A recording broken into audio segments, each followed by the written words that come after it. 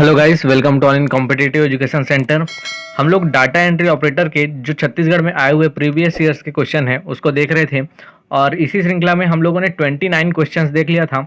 आज हम लोग जो 30 क्वेश्चंस है उसको स्टार्ट करने वाले हैं जो और इसमें 20 क्वेश्चन रहेंगे इस वीडियो सीरीज में। तो चलिए वीडियो को स्टार्ट करते हैं। जिन्होंने अभी तक चैनल को सब्सक्राइब नहीं किया है चैनल को सब्सक्राइब कर लीजिएगा, नए नए नोटिफिकेशन के लिए बेल आइकन को जरूर दबाइएगा और अगर वीडियो आपको अच्छा लगता है तो जरूर लाइक करिएगा, ठीक है। तो चलिए क्वेश्चन की ओर बढ़ते हैं। ठीक है, पहला जो क्वेश्चन यहाँ पर, निम्नलिखित में से किसे रायपुर के विद्रोह में उनकी भूमिका के लिए छत्तीसगढ़ के मंगल पांडे के रूप से जाना जाता है। ठीक है, तो मंगल पांडे के नाम से किन्हें जाना जाता है और आपको यहाँ पर ऑप्शन भी दिख रहा है, शहीद गुंडाधुर, नारायण सिंह, शहीद हनुमान सिंह और सुरेंद्र बहादुर सिंह। आपको यहाँ पर सही आंसर जो है वो पता चल गया होगा, शहीद हनुमान सिंह। ठीक है, देखिए दोस्तों यहाँ हुआ क्या था, हनुमान सिंह थे जो बैसवाड़ा के राजपूत थे और तीसरी बटालियन में मैग्नीज लश्कर पद पर थे। ये क्वेश्चन भी पूछा गया है कि वे किस पोस्ट पर थे, तो मैग्नीज लश्कर के पद पर थे तीसरी बटालियन में। ठीक है, यह भी याद रखिएगा। हनुमान सिंह के बारे में यहाँ पर थोड़ा डिटेल आपको जानना जरूरी है। 1858 की बात है, 1858, और डेट भी याद रखेंगे अगर आप तो 18 जनवरी की डेट है। 18 जनवरी 1858 को इस दिन हुआ क्या था, जो सार्जेंट सिविल है उनकी हत्या कर दी गई हनुमान सिंह के द्वारा और फिर वे हत्या कर कर फरार हो गए। इसके परिणाम स्वरूप क्या हुआ कि 22 जनवरी को उनके 17 साथियों को मृत्युदंड दे दिया गया था और इन्हीं के कारण ये जो सार्जेंट सिविल की जो हत्या है उन्हीं के कारण ही इन्हें मंगल पांडे का नाम दिया जाता है। मंगल पांडे भी भारतीय इतिहास में अगर आप पढ़ेंगे तो वे भी एक क्रांतिकारी थे जिन्होंने 1857 की क्रांति में उन्होंने सिपाही विद्रोह में भाग लिया था। ठीक उसी प्रकार इस जो विद्रोह है 1858 का जो विद्रोह, ये जो हम लोग बात कर रहे हैं 1858 के विद्रोह की, इसी को ही 1858 का रायपुर का सिपाही विद्रोह कहा जाता है। ठीक है, तो यह भी बहुत इंपॉर्टेंट है, याद रखिएगा कि जो इसके मेन नेतृत्व करता थे शहीद हनुमान सिंह थे और इसी भूमिका के कारण उन्हें छत्तीसगढ़ का मंगल पांडे कहा जाता है। जो छत्तीसगढ़ में सिपाही विद्रोह हुआ 1858 में, उसके जो मुख्य भूमिका में थे, मुख्य नेतृत्व करता थे, वे मंगल पांडे थे। छत्तीसगढ़ के मंगल पांडे कौन? शहीद हनुमान सिंह। तो ये बहुत इंपॉर्टेंट है, याद रखिएगा। एक और क्वेश्चन बनता है कि जो प्रथम शहीद कौन थे 1857 की क्रांति में, अगर छत्तीसगढ़ के प्रथम शहीद की बात की जाए तो वे हो जाते हैं वीर नारायण सिंह। ठीक है, 1857 की क्रांति में आपको अगर पूछा जाए कि छत्तीसगढ़ के प्रथम शहीद कौन थे तो वीर नारायण सिंह। ठीक है, ये नाम याद रखिएगा, यह भी क्वेश्चन इंपॉर्टेंट है, यहाँ से भी क्वेश्चन पूछे जाते हैं। सोना खान में एक विद्रोह हुआ था, उसी के नेतृत्व करता थे वीर नारायण सिंह। चलिए बढ़ते हैं नेक्स्ट क्वेश्चन की ओर। छत्तीसगढ़ के किस जिले में कोटमसर या कुटुमसर की गुफा स्थित है? ठीक है, देखिए कुटुमसर की गुफा, आपको यहाँ पर आंसर तो पता चल गया होगा, जसपुर, बस्तर, सरगुजा और दंतेवाड़ा में से जो सही आंसर है वो बस्तर है। ठीक है, बस्तर में जाएंगे तो यहाँ पर से आपको मिलती है कुटुमसर की गुफाएं। अब कुटुमसर की गुफाओं में क्या होता है, एक चूने की प्राकृतिक रूप से आकृति डेवलप होती है यहाँ पर, जैसे चूने की पानी की बूंदें यहाँ पर पड़ती हैं तो यहाँ पर से एक उनकी जो प्राकृतिक रूप से बनावट, यहाँ पर आप कह सकते हैं जब यहाँ से पानी की बूंदें गिरती हैं तो इस प्रकार की एक आकृति बनाती हैं और ठीक उसी प्रकार ये नीचे से भी आकृति बनती है, जब ये बूंदें नीचे टपकती हैं तो यहाँ पर भी एक आकृति बनती है। तो ये जो ऊपर की आकृति है और ये जो नीचे आकृति है, इन दोनों को अलग अलग आकृतियों को अलग अलग नाम दिया जाता है। इसे कहा जाता है, ये जो नीचे की आकृति है इसे कहा जाता है स्टेलेग्माइट और जो ऊपर की आकृति है इसे कहा जाता है स्लेक्टाइट। ठीक है, तो देखिए इन दोनों को नाम भी याद रखिएगा, स्टेलेग्माइट और स्टेलेक्टाइट। ठीक है, तो ये दोनों नाम पूछा भी गया है। अब यहाँ पर कुटुमसर की गुफाएं कहाँ पर स्थित है, तो ये बस्तर में, आपको सही आंसर मिल गया। यहाँ पर अंधी मछलियाँ भी पाई जाती हैं, ये भी एक नया फैक्ट है, इसको याद रखिएगा। चलिए बढ़ते हैं नेक्स्ट क्वेश्चन की ओर। क्वेश्चन नंबर 32, वर्ष 2017-18 के दौरान छत्तीसगढ़ राज्य के सकल राज्य मूल्य वर्धित में कृषि का योगदान पूछा जा रहा है। ये जो वर्ष पूछा जा रहा है 2017-18 का है, आपको इसी से अपडेटेड जो अभी का रिसेंट है उसको याद करके चलना है। 2017-18 के अनुसार ये जो था 30% था। ठीक है, याद रखिएगा 2017-18 के अनुसार। आपको अभी जब भी जिस भी एग्जाम की तैयारी के लिए आप तैयार कर रहे हैं तो छत्तीसगढ़ में अगर आपको ऐसा क्वेश्चन पूछा जाता है तो वो लेटेस्ट डाटा आपको पूछे जाने की ज़्यादा संभावना है, तो उसको भी याद रखते चलिएगा। चलिए बढ़ते हैं नेक्स्ट क्वेश्चन में। भारतीय रेलवे द्वारा राजस्व के कितने हिस्से में छत्तीसगढ़ का योगदान है? ठीक है, अब यहाँ पर आपको याद रखना है कि जो बिलासपुर जंक्शन है, ठीक है, देश का सबसे ज़्यादा माल ढोने वाला रेलवे जोन है, ठीक है। बिलासपुर जो जोन है जो छत्तीसगढ़ का पूरे इंडिया का आप कह सकते हैं सबसे ज़्यादा माल ढोने वाला रेलवे जोन है, ठीक है। और भारतीय रेलवे का उसके राजस्व का ये 6वां भाग जो है वह उसका योगदान है, 6वें भाग में उसका योगदान है। तो इसका जो आंसर हो जाएगा वह चौथा हो जाएगा, ठीक है। यहाँ पर जो ऑप्शन दिया है चौथा, यही इसका सही आंसर हो जाएगा। तो बहुत इंपॉर्टेंट प्रश्न ये भी है, इसको भी याद करते चलिएगा। भारतीय रेलवे द्वारा राजस्व के कितने हिस्से में छत्तीसगढ़ राज्य का योगदान है, तो ये जो हिस्सा है 6वां हिस्सा आपका सही आंसर हो जाएगा, ठीक है। 1 और 6 के अनुपात में आप यहाँ याद रख सकते हैं। छत्तीसगढ़ के एल्यूमिनियम उद्योग में हर साल कितने टन उत्पादन करने की क्षमता है। अब यहाँ पर एल्यूमिनियम उद्योग की बात की जा रही है। छत्तीसगढ़ के एल्यूमिनियम उद्योग में हर साल कितने टन उत्पादन करने की क्षमता है, तो यह लगभग में है आपका 10 मिलियन टन, ठीक है। लगभग 10 मिलियन टन के उत्पादन की क्षमता है। बहुत ही इंपॉर्टेंट क्वेश्चन है, इस प्रकार से बनते हैं, तो आप इसको याद करते चलिएगा। चलिए नेक्स्ट, खालिस्तान प्रतिवर्ष 3.6 मिलियन टन की क्षमता के साथ यह राज्य का एक महत्वपूर्ण विकास संकेतक माना जाता है। अब आप देखेंगे यहाँ पर जो महत्वपूर्ण विकास संकेतक माना जाता है प्रति वर्ष 3.6 मिलियन टन की क्षमता के साथ, इतना ज़्यादा जो प्रोडक्शन होता है वह हमारे भिलाई इस्पात संयंत्र यानी बीएसपी में ही होता है, ठीक है। तो यहाँ पर भिलाई इस्पात संयंत्र ही इसका सही आंसर हो जाएगा। भिलाई इस्पात संयंत्र में ही प्रतिवर्ष 3.6 मिलियन टन की क्षमता के साथ यह राज्य का एक महत्वपूर्ण विकास संकेतक माना जाता है, ठीक है। सीमेंट में इससे थोड़ा कम होता है। आप अगर थर्मल पावर प्लांट्स की बात करें तो ये भी थोड़ा कम होता है, एल्यूमिनियम भी थोड़ा कम होता है, लेकिन जो भिलाई स्टील प्लांट का जो स्टील प्रोडक्शन होता है वो बहुत ज़्यादा हाई रहता है। बढ़ते हैं नेक्स्ट क्वेश्चन की ओर। भारत के संविधान के किस अनुच्छेद में निम्नलिखित वर्णित है। इस भाग के प्रावधानों के अनुसार गांव, मध्यवर्ती और जिला स्तरों पर हर राज्यों में पंचायत को गठन किया जाएगा। अब यहाँ पर देखिए पंचायती राज से क्वेश्चन पूछा गया है, तो आपको यहाँ भी यह भी पढ़ के जाना है, पंचायती राज और जो नगरीय निकाय है उसको भी, ठीक है। आपको यहाँ पर आर्टिकल पूछा गया है कि किस आर्टिकल के तहत जो गांव है, मध्यवर्ती और जिला स्तरों पर पंचायत का गठन किया जाना है। पंचायत के गठन का जो आर्टिकल है वो आपको बताना है। तो देखिए 243E, 243 के 243 यहाँ पर भी 243 होना चाहिए, 244Z और 243B, ठीक है। यहाँ पर जो 243 आप जो आर्टिकल देख रहे हैं यह उसके टेन्योर को बताता है, यानी कितनी अवधि तक रहेगा यह बताता है पंचायत, ठीक है। वहीं 243K की बात करें तो यह बताता है आपको जो निर्वाचन आयोग है, राज्य निर्वाचन आयोग, उसके बारे में बताता है। और इसका जो सही आंसर हो जाएगा 243B, यही बताता है जो मध्यवर्ती और जिला स्तरों में जो ग्राम पंचायतों के गठन की बात जो करता है, ग्राम पंचायतों का गठन किस आर्टिकल के तहत होता है, यह क्वेश्चन डायरेक्ट भी पूछा जा सकता है। तो 243D जो आंसर है वो आप सही याद रखिएगा। तो इसका जो सही आंसर हो जाएगा 243, अर्थात जो ग्राम पंचायतों के गठन की बात की गई है 243D में की गई है, सॉरी 243B में की गई है। चलिए बढ़ते हैं नेक्स्ट क्वेश्चन की ओर। क्वेश्चन नंबर 37 है, निम्नलिखित में से कौन सा विधान छत्तीसगढ़ में वर्तमान पंचायत प्रणाली का जो आधार बनता है। अब यहाँ पर आपको ऑप्शन दिया हुआ है छत्तीसगढ़ पंचायत निर्वाचन अधिनियम 1995, छत्तीसगढ़ ग्राम पंचायत सचिव शक्तियाँ कार्य नियम 1999, छत्तीसगढ़ पंचायत मुख्य कार्यकारी अधिकार शक्ति और कार्य नियम 1995, और जो अंतिम आंसर दिया है छत्तीसगढ़ पंचायत राज अधिनियम 1993। तो इसका जो सही आंसर है ये आपको दिख गया होगा, छत्तीसगढ़ राज्य जो छत्तीसगढ़ पंचायत राज अधिनियम है 1993, यही इसका सही आंसर है। अब देखिए इसमें और क्या क्या चीज़ें आपको याद रखनी है। देखिए सबसे पहले तो याद रखना है कि पंचायतों को जो संवैधानिक दर्जा है, वह जो संवैधानिक दर्जा है यह कब प्राप्त हुआ और किस अमेंडमेंट से प्राप्त हुआ, ठीक है। तो ये आपको याद रखना है कि संवैधानिक दर्जा जो पंचायतों को दिया गया है 73 अमेंडमेंट के द्वारा दिया गया है, यानी जो संविधान संशोधन होते हैं 73 अमेंडमेंट, और ये 1992 को हुआ था, ठीक है। ये जो अमेंडमेंट कब हुआ था 1992 को।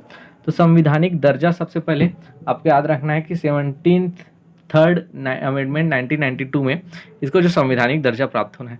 फिर नेक्स्ट क्या याद रखना है, ये जो 73rd अमेंडमेंट 1992 हुआ, इसी के तहत जो पंचायती राज है उसे भाग जो 9 है उसमें स्थान दिया गया है, हमारे भारतीय संविधान के भाग 9 में स्थान दिया गया है।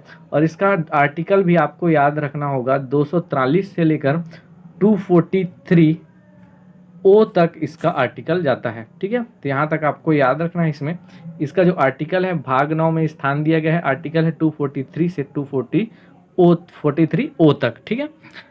अब देखिए यहाँ पर ध्यान रखने और कौन कौन सी बातें हैं। हुआ क्या था, 24 अप्रैल 1993 की बात करते हैं। 24 अप्रैल 1993 जब आर्टिकल में यह जुड़ चुका था पंचायती राज, तो 24 अप्रैल 1993 को जो मध्य प्रदेश राज्य है, मध्य प्रदेश राज्य है, यह पंचायती राज अधिनियम को अपनाने वाला या 73 अमेंडमेंट को अपनाने वाला पहला राज्य बना था। और इसी से ही पंचायती राज अधिनियम 1993 आया था, ठीक है। तो पंचायती राज अधिनियम सबसे पहले 1993 में मध्य प्रदेश ने अपनाया। अब हमारा छत्तीसगढ़ तो उस टाइम था नहीं, तो हम लोगों ने क्या किया, जब 1 नवंबर सन 2000 के डेट में जब छत्तीसगढ़ राज्य बना, ठीक है, 1 नवंबर सन 2000 के डेट में जब छत्तीसगढ़ राज्य बना, तो उससे जस्ट पहले के डेट 31 अक्टूबर सन 2000 तक मध्य प्रदेश के जो पंचायती राज अधिनियम 1993 थे, जिसे अभी मैंने बताया, उसमें जितने भी अमेंडमेंट हुए थे, जितने भी संशोधन हुए थे, उन संशोधनों के साथ 1 नवंबर सन 2000 से अब यह छत्तीसगढ़ पंचायती राज अधिनियम 1993 कहलाने जाने लगा, ठीक है। और यह अनुकूलन आदेश कब पारित किया गया, तो यह भी डेट पूछा जाता है, 7 जुलाई 2001 को यह अनुकूलन आदेश पारित किया गया। और इसी अनुकूलन आदेश के पारित करने के साथ साथ अब यह छत्तीसगढ़ पंचायती राज अधिनियम 1993 कहलाने लगा। यानी पहले सबसे पहले मध्य प्रदेश में लागू हुआ, जिसे हम लोगों ने अपने जो पंचायती राज अधिनियम 1993 छत्तीसगढ़ का कब बना लिया, जब हमारा राज्य बना, तब उसे हम लोगों ने एज इट इज जितने संशोधन हुए थे उसे लागू कर लिया। चलिए बढ़ते हैं नेक्स्ट क्वेश्चन की ओर। देखिए, अगर आपको वीडियो अच्छा लग रहा है तो लाइक करने में कोई कंजूसी मत करिएगा, वीडियो को लाइक जरूर करिएगा। और मेरा ये टारगेट है आप लोगों के लिए कि अगर इस वीडियो में 50 लाइक पहुंचते हैं तभी मैं इसका नया जो सीरीज है उसको लाऊंगा। और अन्यथा आपका अगर इंटरेस्ट इसमें नहीं दिखेगा तो मैं इसमें फिर आगे इसको कंटिन्यू नहीं करूँगा। अभी इस जो वीडियो आप देख रहे हैं इसमें लगभग 20 क्वेश्चन हैं, और इसके आगे के क्वेश्चन के लिए आपको इस वीडियो में कम से कम 50 लाइक लाने होंगे, तभी आपका ये जो वीडियो सीरीज़ है फिर आगे बढ़ पाएगा। चलिए बढ़ते हैं नेक्स्ट क्वेश्चन की ओर। क्वेश्चन नंबर 38 है, छत्तीसगढ़ उच्च न्यायालय कहाँ स्थित है। अब आपको ये इतना आसान सवाल भी इसमें देखने को मिला है। देखिए, डाटा एंट्री ऑपरेटर में इतने आसान सवाल भी पूछे जाते हैं। आप सभी को पता होगा कि जो छत्तीसगढ़ की न्यायधानी कहलाती है बिलासपुर, यहीं पर हाई कोर्ट स्थित है। अब आपको कमेंट करके यहाँ बता रहे हैं कि यहाँ पर जो मुख्य न्यायाधीश है हाई कोर्ट के वो कौन है, ठीक है, यहाँ पर आप कमेंट कर बताइएगा। पिछले वीडियो में मैं इसको बता चुका हूँ। क्वेश्चन नंबर 39 है, निम्नलिखित में से कौन सी जनजाति जंगल की वन देवी की पूजा करती है और जड़ी बूटियों और जड़ को लेने से पहले उनकी अनुमति मांगती है, ठीक है। तो ये इस जनजाति का जो आंसर है वो हो जाएगा बैगा। बैगा जनजाति के बारे में मैंने पिछले डिटेल में भी बताया था, इनके प्रमुख देवी देवताओं के बारे में, जो आपको अगर रिकॉल हो रहा होगा तो दुल्हा देव, ठीक है, दुल्हा देव, बूढ़ा देव, ठाकुर देव, ये सब इनके प्रमुख देवी देवता हैं। और साथ ही साथ इसमें जो एक प्रमुख पेय पदार्थ है उसके बारे में भी मैंने बताया था, ठीक है। इनके प्रमुख नृत्य के बारे में बताया था आपको, जैसे कि जो कर्मा नृत्य है, कर्मा नृत्य करते हैं बैगा जनजाति में, बिल्मा नृत्य होता है। इस प्रकार के नृत्यों के बारे में भी पिछले वीडियो में ये सारी चीज़ें आपसे डिस्कस कर चुका हूँ। चलिए बढ़ते हैं नेक्स्ट क्वेश्चन की ओर। अच्छा, इसमें और जो ऑप्शन है देखेंगे अगर आप, एक तो हो गया कमार जनजाति, ठीक है। कमार जनजाति के बारे में भी कुछ याद रखिएगा कि ये जो जनजाति है ये अपने घोड़े को छूने का, ठीक है, घोड़ा छूना निषेध मानती है, ठीक है, यानी घोड़ा छूना पाप समझती है या निषेध मानती है, ऐसा आप समझ सकते हैं। बांस शिल्प का कार्य करती है, जो कमार जनजाति है वह बांस शिल्प का कार्य करती है, यह भी याद रखिएगा। बांस शिल्प का कार्य कौन सी जनजाति करती है, तो इसका आंसर हो जाएगा कमार जनजाति, ठीक है। नेक्स्ट यहाँ पर आपको ऑप्शन दिख रहा होगा कोरवा जनजाति, ठीक है, इसे पहाड़ी कोरवा, ठीक है, ये भी नाम से जाना जाता है। कोरवा जनजाति जंगल के मूल निवासी कहलाते हैं, और इसका अगर आप मुख्य रूप से इनका विस्तार देखें तो जसपुर और सरगुजा के आसपास मिलेगा, ठीक है। इनमें भी एक अस्थायी जो कृषि है वो प्रचलित है, अस्थायी कृषि ये करते हैं जिन्हें देवारी कहा जाता है, ठीक है, देवारी। ये सारी चीज़ें हैं जो याद रखिएगा आप। चलिए बढ़ते हैं नेक्स्ट क्वेश्चन की ओर। इनमें से किस ब्रिटिश अधिकारी ने छत्तीसगढ़ की राजधानी को रतनपुर से रायपुर स्थानांतरित किया था? आपके पास ऑप्शन दिया है कैप्टन एडमंड क्रॉफ्ट और मेजर एगन्यू और विल्किंसन।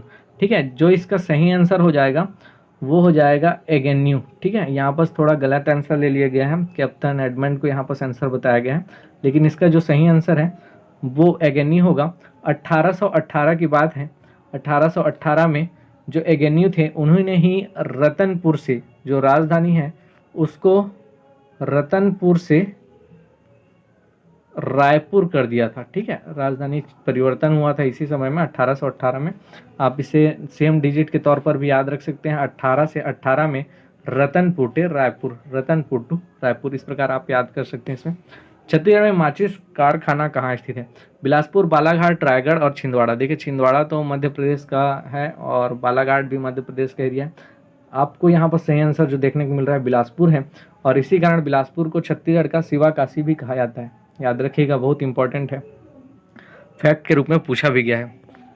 चलिए बढ़ते हैं नेक्स्ट क्वेश्चन की ओर। छत्तीसगढ़ राज्य के पंचायत और ग्रामीण विकास मंत्री कौन है?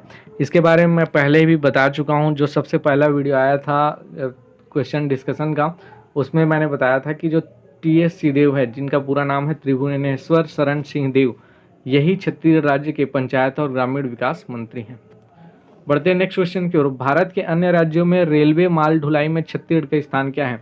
तो देखिए अभी जस्ट मैंने डिस्कस किया कि बिलासपुर जोन में ही जो सबसे ज़्यादा माल ढुलाई होती है, तो वहाँ से भी इसका आंसर आप डिराइव कर सकते थे। इसका जो पहले सही आंसर हो जाएगा, पहला हो जाएगा। ठीक है, जो ऑप्शन 3 है, प्रथम स्थान है छत्तीसगढ़ का, वो हो जाएगा। कलचुरी प्रशासन के तहत प्रत्येक गढ़ कितने गाँव से मिलकर बना था? अब यहाँ पर आपको प्रशासनिक जो इकाई है कलचुरी की, वो यहाँ पर आपको क्लियर होनी चाहिए कि कलचुरियों का प्रशासन किस प्रकार चलता था। तो सबसे पहले तो आपको याद रखना चाहिए कि कौन कौन सी प्रशासनिक इकाई थी। ठीक है, तो आपको पहले, अगर आप लोगों ने इसके बारे में पहले पढ़ा होगा तो याद आ रहा होगा आपको, गांव होता था, एक बरहा होता था।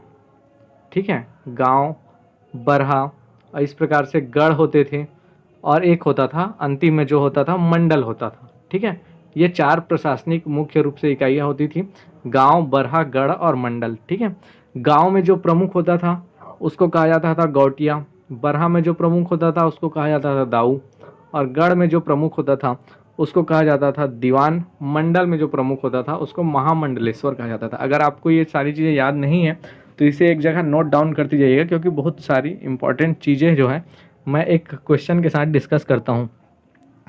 तो देखिए, जो गांव होता था और एक जो बरहा होता था, ये जो प्रशासनिक इकाई है ये बढ़ते क्रम है, यानी सबसे छोटा गांव होता था, फिर बरहा होता था, फिर गढ़ होता था और फिर मंडल होता था।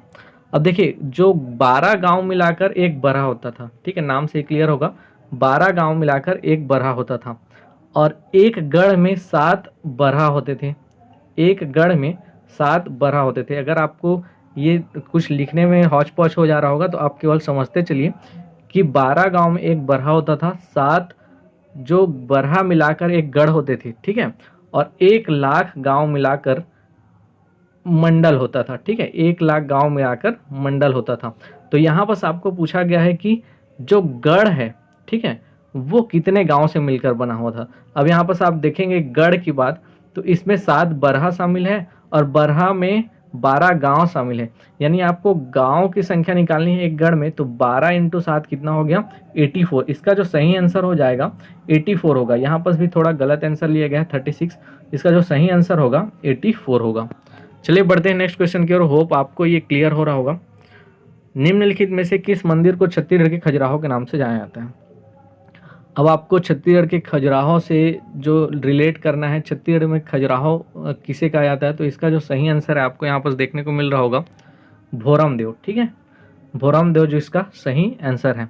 अब एक्चुअल जो खजुराहो कहाँ है वो तो MP में स्थित है, लेकिन उसी से रिलेट करके छत्तीसगढ़ में खजुराहो कहाँ है, भोरम देव। अब इसका जो निर्माण है वो किसने किया था, ये क्वेश्चन पूछा जाता है। साथ ही साथ आप इसका गांव का नाम भी आपको याद रखना है, एक चौरा गांव है। ठीक है, चौरा गांव है कवर्धा जिले में।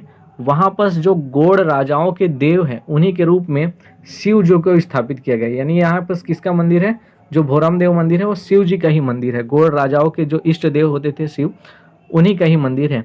और इनका जो निर्माण हुआ था 1089 ईस्वी में, 1089 ईस्वी में फड़ी नागवंशी जो शासक थे गोपाल देव, ठीक है, शासक का भी नाम पूछा जाता है गोपाल देव, तो इन्होंने ही इसकी स्थापना की थी, ठीक है, शासक जो थे गोपाल देव थे।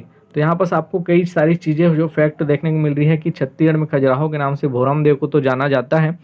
ये गोड राजाओं के इष्ट देव थे, जो शिव जी की प्रतिमा यहाँ पर स्थापित है, मूर्ति स्थापित है।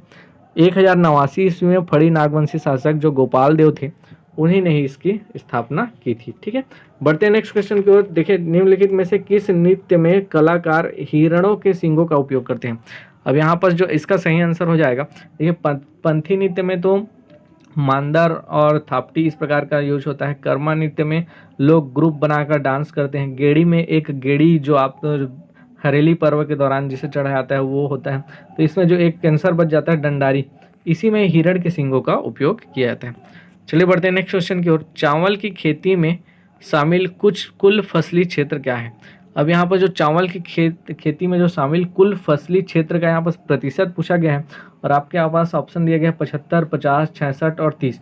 इसका जो सही आंसर हो जाएगा 66% जो चावल की खेती में शामिल कुल फसली क्षेत्र है। चलिए बढ़ते हैं नेक्स्ट क्वेश्चन की ओर। इनमें से छत्तीसगढ़ के राज्य वृक्ष का चयन करें। छत्तीसगढ़ के राज्य वृक्ष के बारे में पूछा जा रहा है, तेंदू, साल, सागौन और हर्रा। तो यहाँ पर आप गलत आंसर ऑलरेडी जो छांट सकते हैं इसको देखते हुए। तेंदू तो नहीं है, सैगौन और हर्रा भी नहीं है, इसका जो सही आंसर है वो साल है। चलिए बढ़ते हैं नेक्स्ट क्वेश्चन की ओर। नीली क्रांति योजना निम्नलिखित में से किससे संबंधित है? ओजोन परत, इंडिगो वृक्षारोपण, जामुन की खेती, मछली पालन। इसका जो सही आंसर आप बता सकते हैं आसानी से, मछली पालन। जो आज का अंतिम प्रश्न है, आमतौर पर राजकोषीय घाटा कैसे भरा जाता है? देखिए, वीडियो सीरीज आपको अगर अच्छा लग रहा होगा तो मैं इसे ज़रूर कंटिन्यू करूंगा, लेकिन आपको इसके लिए जो 50 जो लाइक का टारगेट है वो पूरा करना है। और साथ ही साथ अगर आपको कुछ इससे रिलेटेड डाउट भी है तो उसको भी आप कमेंट बॉक्स में कमेंट करते हैं तो भी उसका मैं आंसर वहाँ पर देता हूँ। आपके जो सजेशंस हैं उसको भी मैं यहाँ पर, अगर आपको सजेशन जो एक्सेप्टेबल रहता है तो मैं उसे एक्सेप्ट करने के उसे ट्राई करता हूँ कि वैसा आगे फिर उसको करूँ। तो ज़रूर अपने फीडबैक दिया करिए कमेंट बॉक्स में। तो देखिए, लास्ट क्वेश्चन आज का पढ़ते हैं। आमतौर पर राजकोषीय घाटा कैसे भरा जाता है? पहला है राज्य में सार्वजनिक क्षेत्र के बैंकों को ऋण देना, सरकार द्वारा उधार लेना, समाज कल्याण विभाग को उधार देना, राज्य में सार्वजनिक क्षेत्र के बैंकों द्वारा उधार लेना। इसका जो सही आंसर है, जैसे जो राजकोषीय घाटा होता है ना, उसको सरकार द्वारा उधार लेकर ही फिर उसको कंप्लीट किया जाता है। तो इसका जो सही आंसर हो जाएगा सरकार द्वारा उधार लेना, ठीक है। तो इस वीडियो में फिलहाल इतना ही, और अगर कुछ और इससे रिलेटेड आपको क्वेरीज है तो उसको कमेंट बॉक्स में कमेंट कर दीजिएगा। Thank you.